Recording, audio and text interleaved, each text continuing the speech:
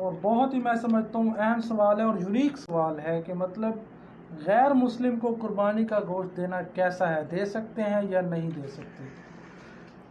جی یقیناً یہ بھی بہت اہم سوال ہے۔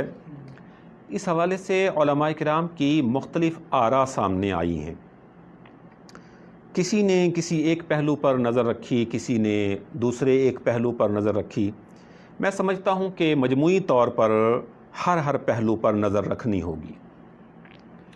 اسلام ہمیں جتنا کہ مسلمانوں کے ساتھ حسن سلوک، حسن اخلاق کا درس دیتا ہے، اتنا ہی جو ہے وہ نان مسلمز، غیر مسلمز اور خاص طور پر ایسے غیر مسلمز جو ہمارے ملک میں رہتے ہیں، ٹیکس پیئرز ہیں اور جو ہے وہ باقاعدہ سے تمام تر جو ہے جو ان پر چیزیں عائد ہوتی ہیں وہ ان کی ادائیگیاں کرتے ہیں، ہمارے ساتھ رہتے ہیں، تو ان کے حقوق بہت زیادہ متعین کیے گئے ہیں، وہ بھی ہمارے حسن سلوک کے بہت زیادہ حقدار ہیں۔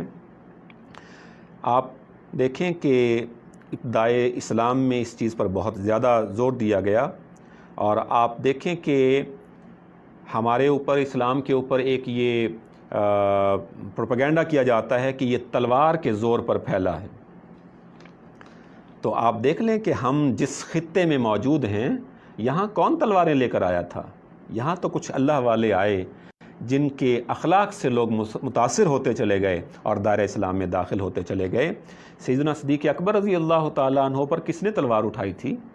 حضرت عمر بن خطاب رضی اللہ تعالیٰ عنہ پر کس نے تلوار اٹھائی تھی؟ وہ تو خود تلوار اٹھائے آئے تھے۔ تو اب یہ جو ہے وہ حقیقت ہے کہ اسلام اگر پھیلا ہے تو محبت سے پھیلا ہے، حسن سلوک سے پھیلا ہے۔ اب یہاں پر اگر میں مثالیں دوں تو بات طویل ہو جائے گی، اور میں چاہتا ہوں کہ ہم اپنے موضوع پر رہیں۔ کتنی ہی مثالیں جو ہے وہ تاریخ اسلام سے دی جا سکتی ہیں کہ مسلمانوں کے اچھے رویے سے بہت بڑی تعداد ہے غیر مسلمز کی جو کہ دائرہ اسلام میں داخل ہوئی ہے۔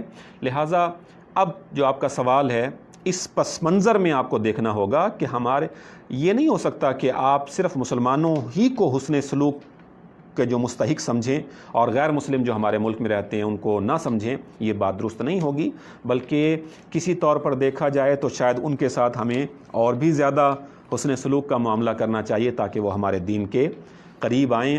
اور میں اگر آپ اجازت دیں تو ذاتی ایک تجربہ بھی اس پر جو ہے وہ کر سکتا ہوں کہ میں کالج میں پڑھاتا ہوں، تو کچھ کرسچن بچیاں تھیں جو پڑھنے آتی تھیں، تو انہوں نے وہ سبجیکٹ اور رکھنا چاہتی تھیں۔ تو میں نے ان کو کہا کہ بیٹا آپ ایک دو دن ذرا بیٹھیں ہمارے لیکچر میں، تو پھر آپ کا جیسے دل چاہے۔ تو وہ بیٹھیں اور اتنی متاثر ہوئیں کہ انہوں نے کہا سر ہم اسلامیات ہی رکھنا چاہتے ہیں۔ اور ماشاءاللہ بہت بہترین وہ بچیاں جو ہیں ماشاءاللہ قرآن کے تراجم کرنا، احادیث مبارکہ کے تراجم بہت اچھے سے یاد کرتی تھیں، اور بڑے انہماک کے ساتھ، اور بڑے وہ ماشاءاللہ بہترین نمبر لے کر پاس بھی ہوئیں، اور انہوں نے دین کی معلومات حاصل کی۔ تو یہ بہت ضروری ہے۔ جہاں تک آپ کا سوال ہے، یہ پس منظر بیان کرنا میں سمجھتا ہوں کہ ضروری تھا۔ جیسا کہ میں نے عرض کیا کہ وہ ہمارے حسن سلوک کے زیادہ مستحق ہیں، قربانی کے گوشت کی تقسیم میں بھی ان کا حق بنتا ہے۔ علماء کرام میں نے دیکھا ہے کہ تھوڑا سا سختی کا معاملہ رکھتے ہیں، شدت کا معاملہ رکھتے ہیں، لیکن میری رائے اس کے بالکل برعکس ہے کہ غیر مسلموں کو آپ قربانی کا گوشت دے سکتے ہیں۔ ہاں، اس میں جو ہے وہ یہ چیزوں کا خیال کچھ رکھنا ضروری ہے۔ ایک تو یہ ہے کہ اگر گوشت اتنا ہے کہ یا تو مسلمان کو دیا جائے یا غیر مسلم کو دیا جا سکتا ہے، تو اب چونکہ اسلام کے ناطے سے اس کا حق جو ہے وہ زیادہ ہے، تو ایسی صورت میں مسلمان کو دیا جائے گا۔ اگر وافر ہے، جیسا کہ ہوتا ہے، وافر مقدار میں ہوتا ہے، آپ نے مسلمان کو بھی دیا ہے اور جو غیر مسلم ہے اس کو بھی دیا ہے، تو کوئی حرج کی بات نہیں ہے۔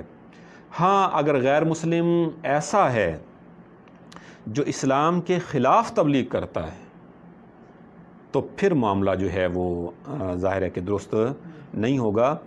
ایسے غیر مسلم کو جو اسلام کے خلاف کام کرنے والا ہو، تبلیغ کرنے والا ہو، تو ایسے غیر مسلم کو جو ہے وہ نہیں دیا جائے گا۔ باقی اس کے علاوہ جو ہے وہ ظاہر ہے کہ کثیر تعداد ایسے ہی نان مسلمز کی پاکستان میں پائی جاتی ہے کہ جو کہ اس طرح سے اسلام کے خلاف پروپیگنڈا نہیں کرتے، اس کے خلاف کوئی سازش یا تبلیغ نہیں کرتے ہیں، تو ایسے لوگوں کا حق بنتا ہے ان کو بھی قربانی کی گوشت میں سے دیا جائے۔ ماشاءاللہ۔